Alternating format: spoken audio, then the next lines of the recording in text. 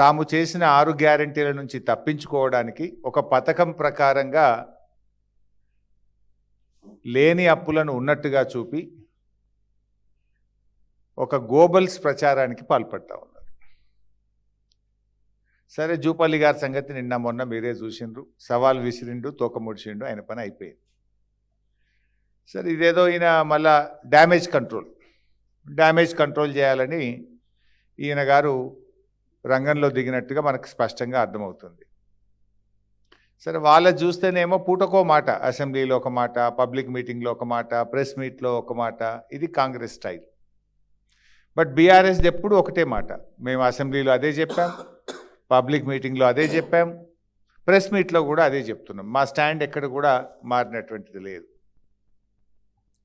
ఈరోజు మళ్ళీ ఒక్కసారి భట్టి గారికి,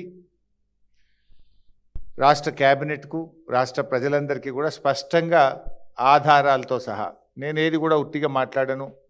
ఇది Telangana budget at a gallons, this is the CAG report, this is Telangana socio economic survey, ఇది రాష్ట్ర ప్రభుత్వం అసెంబ్లీలో ప్రవేశపెట్టిన వైట్ పేపర్ ఆన్ అప్పులు, అన్ని డాక్యుమెంట్ల ఆధారంగా.